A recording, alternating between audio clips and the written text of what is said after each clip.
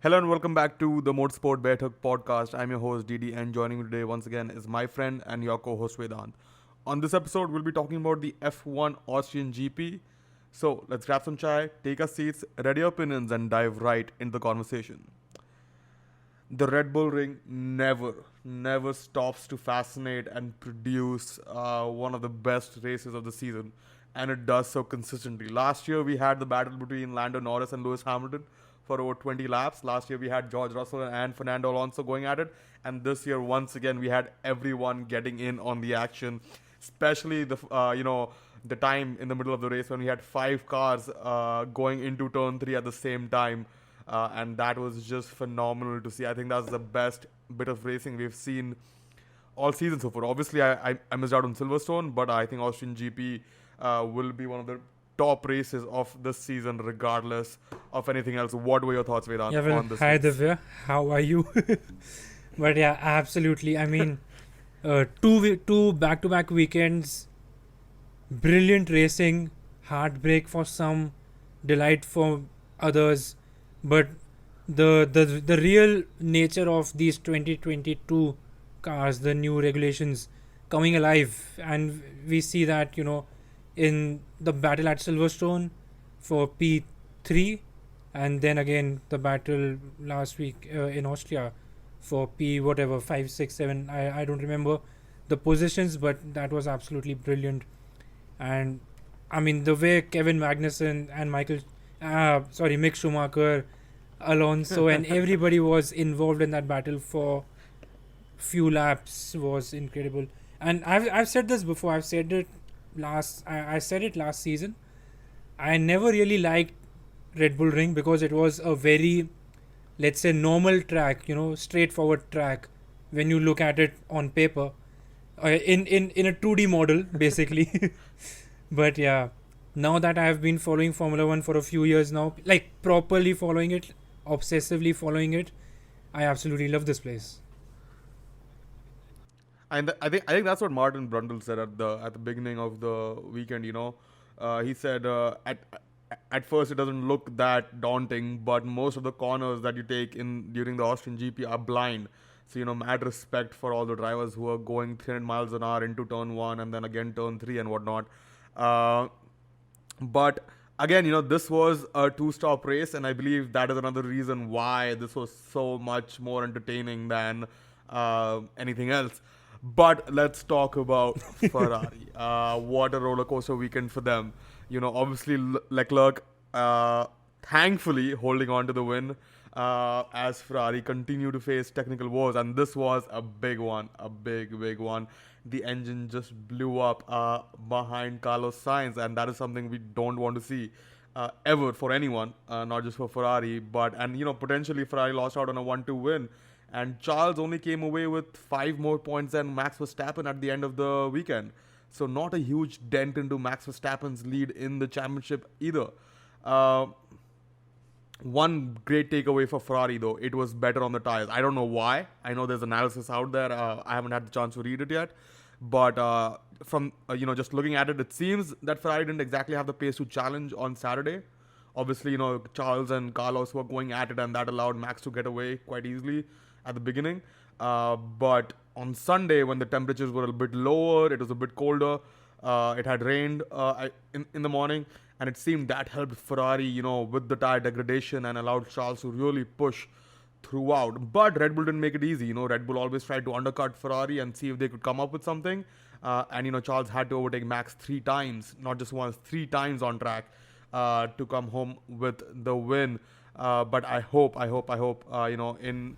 in a weekend where Ferrari got the strategy right and had technical issues, they can get everything together moving forward. But what we obviously, this is a lot, and it's hard to encapsulate all the emotions regarding Ferrari in just 2 minutes. Yeah, absolutely. I mean, you talk about the weather, but sorry, like Ferrari had a much better pace on the tires, and it was not only because of the weather, of the variable weather on Sunday.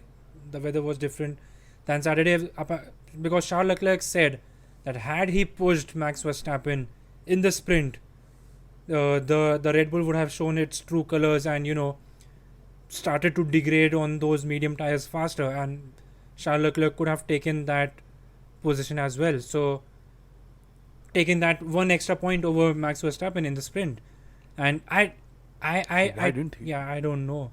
I mean that may be one of those special Ferrari strategies or something, but I totally forgot. They were Yeah, playing the mind games. They were playing the mind games of their own. yeah, but I totally forgot that this was a sprint weekend, because the Grand Prix was so exciting, and yeah, I mean if Well- only Ferrari can execute it, or at least the Charles Leclerc side of the garage like this every weekend out, and hopefully copy that to Carlos Sainz's garage, and please improve Yes. improve their reliability. Yeah, so much for early Yeah. in-season reliability, and Mati Manod was saying, we've had great reliability. So much for that. All the Ferrari fans that were jeering on, even in Australia and whatnot. Oh, we're gonna win because of reliability. You can put that in your back pocket and just forget about that. But it just goes to show that Charles, you give him a car, and he's there. He's ready for the championship fight. He showed that in race one in Bahrain, and this was, I think, another testament to it, where he didn't lose his cool. He had to overtake Max multiple times. He had issues. Yes, he was shouting on the radio just like any other driver would, but he brought the car to the end. He didn't let Max get a sniff, get even a sniff of the win towards the finishing stages, and he did beautifully. So it just goes to show, that Charles Leclerc is ready. It's all a matter of whether Ferrari is ready or not. Yeah, absolutely, and Uh, I'm not convinced that Ferrari are ready, but let's see. Yeah, I mean, I'm a skeptic when Exactly. it comes to Ferrari. I've seen this ever since Michael Schumacher retired. We've seen this come through. Kimi barely won his championship in 2007, and ever since then, we've seen this happen time and again. So it's you are used to it. That's the thing. You're not even disappointed. You're like, should have seen this coming. You're disappointed in yourself for believing that something could happen. But enough, bashing about being a Ferrari fan. Let's talk about Mercedes. At the end of the weekend, Mercedes came away with the most points once again, just like at the in the first few races, because of their reliability, and that just goes to show that maybe the approach that Mercedes took, like Red Bull took the approach where Christian Horner said, I'd rather have a fast car than a reliable car. But Mercedes took the approach, I'd rather have a reliable car than a fast car. And it seems that it's paying off in one way or the other. Obviously it has helped them, being reliable has helped them in their development on track, everything that they have done to get more data. And it seems it's paying off. It seems they are almost there on pace. But there's still some work to do, and I'm excited to see. Obviously, there was a couple of weeks ago now. Obviously, it has died down, and we didn't really cover it on the podcast here. But there were questions regarding when Mercedes added their second, what's it called, streak or whatever, for the floors. After the FIA announced that you can do that. Regarding the floor regulations, I'm just forgetting the words right now. But whatever. So there was a conspiracy going around that you just had someone who was linked to Mercedes previously join the FIA, and Mercedes were able to react so quickly to add that second floor stay after the FIA announced, that technical directive. And honestly, for people who are surprised, I don't think that's a Mercedes. That's a consequence of someone who has joined from Mercedes or had a link to Mercedes previously. I think FIA, we have seen it time and again, FIA likes getting the competition closer together. So if they're going to put out technical directives that allow Mercedes to get closer to Ferrari and Red Bull, do not be surprised, in my opinion. We saw that last year with them not giving out reprimands to Max Verstappen and Lewis Hamilton towards the end of the season. And again, there are questions about, Mercedes or Red Bull and Ferrari losing performance because of the new floorboard regulations that will kick in from France onwards. So I wouldn't be surprised if these technical directives unintentionally or intentionally are directed towards bringing Mercedes to the front Yeah, of that's the that's grid. absolutely true. I mean, the FIA does like to bring the competition closer together. We remember the banning of the DAS system, and all these things that Mercedes used to do. And in the previous years, Mercedes was the unhappy one, and now we have Ferrari and Red Bull who are unhappy as to how the FIA is acting. But yeah, I mean, uh, the Mercedes strategy, as you said, of being a reliable machine is working. But surprisingly, I mean, I think that they are still figuring out their own car as of yet, because if you look at those incidents in qualifying, both the drivers crashing out. So Yeah, I that is mean, true. Yeah. the the technical experts on the technical journalists did point out that it was not a driver error, rather it was a characteristic of the car and the setup, right? So I mean, it's interesting to see how the Mercedes development goes on. Obviously, since they don't have a lot of they don't have a huge bill, and their development is on probably on correct timeline. So we might see something in the second half of the season coming up. Well, after summer break, because technically we are in the second half of the season now, after 11 races have done. But yeah, let's see.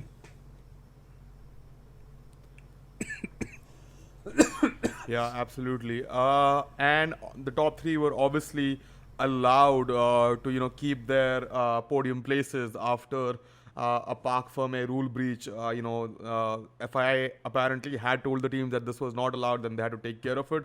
But they finally issued a suspended fine of 10,000 euros each, I believe, to the top three finishers. For having physios in Parc Ferme. I think that has to do with weighing in and whatnot, and there shouldn't be any discrepancies with that. So it'll be interesting to see if it happens again and whether we lose someone loses a podium place because of this particular infringement.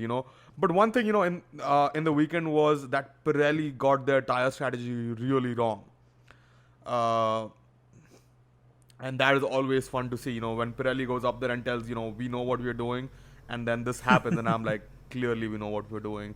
And everybody talks about how tires are an enigma, and it's easy to just say, oh, this driver didn't save the tires, this happened, that happened, there was too much degradation. But what happened this weekend again, clearly goes to show that even the experts, the ones who built the tire, don't know how it's gonna really react when when the rubber meets the road. So Yeah. I hope for more multiple stop races because it just creates more jeopardy, in my opinion. I don't want it to be forced, Yeah, but exactly. I if mean, Pirelli gets it wrong, then I Pirelli, think it's great. maybe they did it on purpose. Who knows? Maybe they knew that, people will assume something and react the other way. But Mario yeah, Sola is a proud man. He's not gonna play these games. yeah, He that's wants true. his That's tires true. to perform But exactly yeah, the way I he mean, said they should perform. Uh, yeah, it's but very yeah, interesting how it went this weekend. And another very Austrian characteristic of the race was that the drivers made the same mistake into turn four. We saw George Russell and Sergio Perez come together on lap one, and then George Russell got a 5 second time penalty. And then I don't remember who else. I think it Yep. was Seb Vettel Yep. and Pierre Gasly towards the end of the race. Well, I don't Um, know. yeah, when will they learn? Yeah, I'm saying I I mean, don't know obviously, about other people, sorry, go ahead. but Sergio Perez should have learned it by now. I think this is his third incident in 3 consecutive years now. So yeah,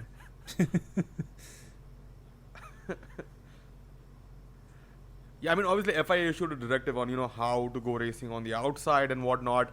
Um, but it is clear that if you're on the outside on turn four in Austria, the guy on the yeah, inside would rather absolutely. take the 5 second time penalty than let you by. Because that 5 second time penalty did nothing for George Russell's race at all, but Yeah, completely it ended Sergio Perez's ruined race. Sergio Perez's race. You, yeah, yeah, but Yeah, I mean, yeah, pretty it's much. that's the thing about this track. As we So, talked at the top of the podcast, it's so weirdly beautiful, and it's so I like to call it like it's classic. It's a classic old school racing circuit, right? It has those natural curves. It has those cambered turns and all those things. So it's yeah one of the better sections of tarmac on the calendar. Yeah, and I think one of the other conversations that was going on is like, why can't drivers account for the understeer? Like, drivers who are overtaking on the outside can't account for the understeer that both they and the car on the inside will experience. Because if they can Yeah. account for that, they can essentially avoid a lot more accidents. But at 150 miles an hour, you can barely Yeah. account for where the next curve Yeah. is going to be. So it's hard. Uh, I think there was also a really good article by the race or some other news agency on why there were so many track limit infringements this weekend. I didn't get a chance to read that, but I think that will also provide very important information on why the cars aren't, especially at Austria, aren't able to stay within the track limits, not just for Yeah, F1 but also for it was the insane junior the amount categories. of Uh, penalties and black and white flags and warnings the drivers were getting across the weekend in all categories.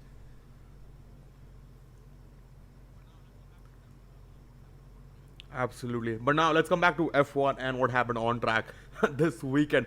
Double points for Haas again, and this time they did not start from 17th and 19th or wherever back in the field. They were in Q3 and they started in the top 10.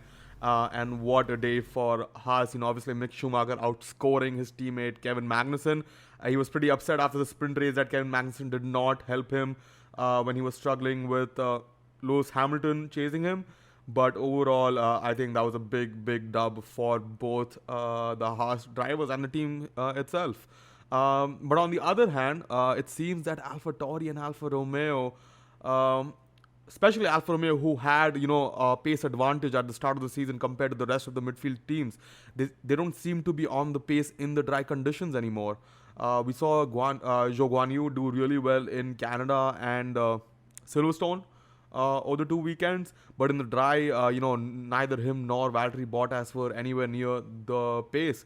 And I think this was AlphaTauri's fourth weekend where neither of their drivers were in the points out of the last five. So that's pretty dire even for Yeah, I mean them. AlphaTauri Wonder what's happening out is there. a great enigma in Formula One because Franz Tost every season at the start of every season he says we want to be P5 in the championship and we want to be P4 in the championship, and they do have the drivers. They have had they have had a decent car over the last couple of seasons, but somehow or the other they do tend to ruin it and stab themselves in the foot. And it's like they don't even stab themselves in the foot, they just don't perform to the best of their abilities. I think I feel it that way. But yeah, but talking about Haas, it was incredible. And Mick Schumacher doing what Mick Schumacher does best, coming of age in the second season of his career in a series. And this is like the second season and second half of the second season, to be more precise. Now let's see how long. And that is what we were talking about a couple podcasts ago. That if Yeah, Mick Schumacher exactly. doesn't keep up, does he really But deserve yeah, I a mean, I third year in think F1? no. See, the thing is, confidence goes a long way in a sport like Formula One, especially for a rookie, for a sophomore like Mick Schumacher, right? So, uh, two races in the points, this can go a long way for him in subsequent weeks, in subsequent races. I mean, obviously 2 weeks ago we were arguing that we were saying that arguably we can say that Zhou Guanyu has had a better Yeah. rookie season than Mick Schumacher's sophomore year in F1 so far.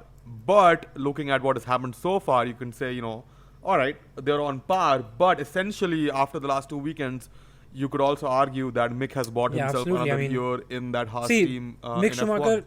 last season he was competing against one Nikita Mazepin, right? Yeah, yeah. So I mean, No Exactly. one. There was no benchmark. There was I mean, he no wasn't really competing competition against within the Nikita team. Mazepin. He was just So it was nothing to go by. yeah. Now he has a benchmark. Now he has a mentor per se. He has someone to look up to and all that, right? So I think it is going to be, and now that he has the confidence as well, a couple of races in the points, and like normal races, it was not a mass retirement race or something. Normal races in the points, great racing, racing against Lewis Hamilton of all people. So it's going to be, and Max Verstappen last weekend out. So yeah, it's going to be a good run for him going forward.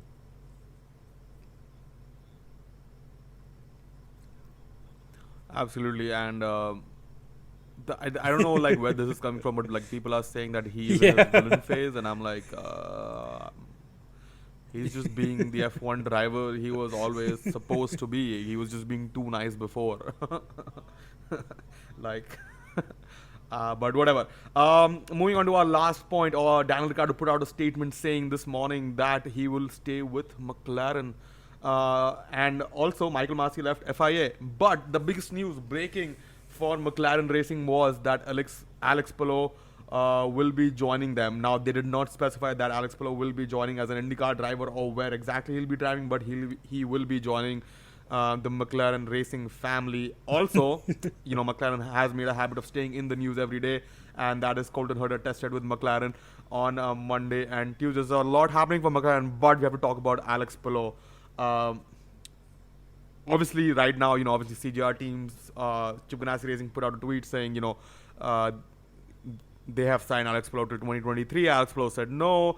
There's a huge contract issue because apparently there's an option for 2023 and whatnot. And Chip Ganassi won't take it lightly.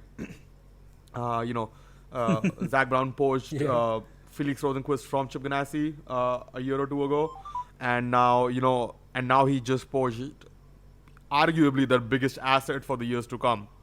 So, and we've been talking about this on our podcast that Zach Brown is the businessman you want on your side, and we were talking about how he can leverage the F1 seat, the one F1 seat that he has in the team, against the entire IndyCar field, and that is exactly what he's doing to poach Alex Palou from CGR teams, which is said to be one of the best places to build a long IndyCar career. To poach Alex Palou from there, he won the IndyCar Championship in the second year with them. Yep. He's defending his title pretty well this year in the third year with them.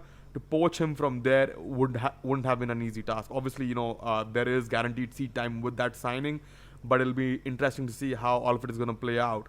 But it's been a big blow to Andretti when they signed Alex Rossi, which I wasn't the biggest fan of personally. But again, big blow to Andretti and big blow to CGR Yeah, I teams mean it's interesting, with and this particular obviously this signing is by a McLaren. bigger news for IndyCar because obviously Alex Palou most likely would be in the third Arrow McLaren car, which McLaren have been trying to get. McLaren have been trying to get a third car for a couple of seasons now. So, and they just needed the right driver. Now they have three proper drivers for three of their cars, which probably would mean that Felix Rosenquist could move to their Formula E team, and he has experience there. And obviously, all that is more towards the IndyCar news and Formula E news side. But talking about the Formula One aspect of it all, Alex, as you said, Alex Palou, Zach Brown can leverage that Formula One seat. Now, Colton Herta has tested for McLaren, and if he is in that loop, Alex Palou is now in that loop, and Lando Norris is already there. So it's going to be very interesting going forward, especially with Daniel Ricciardo's future in question. Now, obviously, he has said that he'll be with McLaren till the end of the season, and he'll try. Yeah, well, till the end of his contract, but Till the end of we know 2023. contracts mean very less in Formula One. Just ask Sergio Perez, right? So it's the whole storyline of it, the whole narrative of it is going to be very interesting going forward. Hopefully Daniel Ricciardo stays on and they don't make it a rat race for the Formula 1 seat among the IndyCar drivers or anything like that. But yeah. Yeah. I think it already is. I think I think someone joked on Twitter that McLaren has signed so many drivers Yeah. that they could have a single-seater series of their own, and I think this is a mini tournament on itself. If I was Zach Brown, I would want Alex Palou in that second car if Daniel Ricciardo leaves at the end of 2023. If he doesn't perform, Yeah, if he leaves, whatever. That's a very, Right? I very would want Alex interesting Palou take. in that second seat next to Lando Norris. But that does not really help, because yes, Alex Palou is an IndyCar driver. He has F3 experience in Europe Yeah. and whatnot, right? But he's not an American driver. He's a Spanish driver. If McLaren want to be the American F1 team, they need, obviously Daniel Ricciardo is really really popular in America, but if they want to really be an American team, they need Colton Herta in that seat. So I'm not sure what sort of narrative Zach Brown is going. It's simply business with the best speed you can get, and Colton Herta. Don't get me wrong, Colton Herta is the fastest man on track in IndyCar on most days. He might not be the most reliable man on track, but he's definitely the fastest person on track on most days.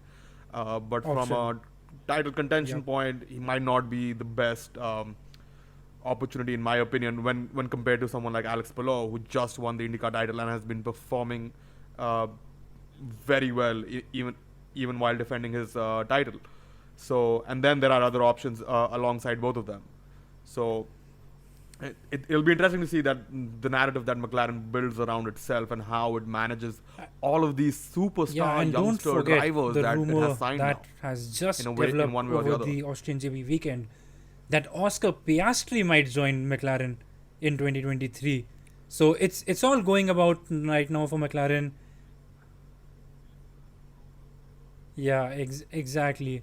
And So silly season has well, it's proper just kicked two off this races past to go weekend. now Like, for the proper summer, kicked off. and obviously we will have our own silly season podcast, and hopefully till then we'll have more spice and more more things to.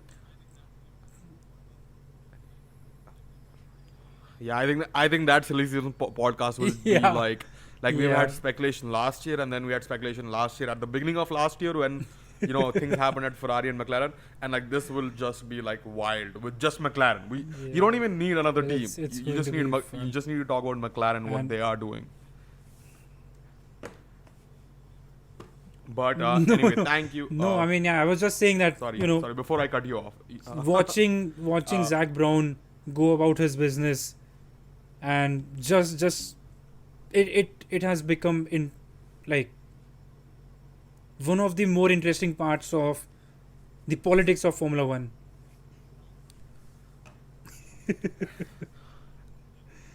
Yeah. Zach Brown could have a That's reality TV show to himself. Let's be honest. Let's be honest. Like I would love to be a fly on the wall when Zach Brown is making these decisions or having these conversations. I would just love to be a fly on the wall and see how he goes about it, how he manages all of this. But yeah, I mean, McLaren what Racing. Zach Brown has done with Absolutely. McLaren Racing, not McLaren F1, but McLaren Racing is just insane. But yeah, huge fan, clearly. But yeah, thank you, Vedant, for joining me once again. Let's wrap up this podcast for now. And as always, we'll catch you. The next race is France. We'll catch you after France. I think so. But yeah, thank you. Thank you once again, and we'll catch you after the next one.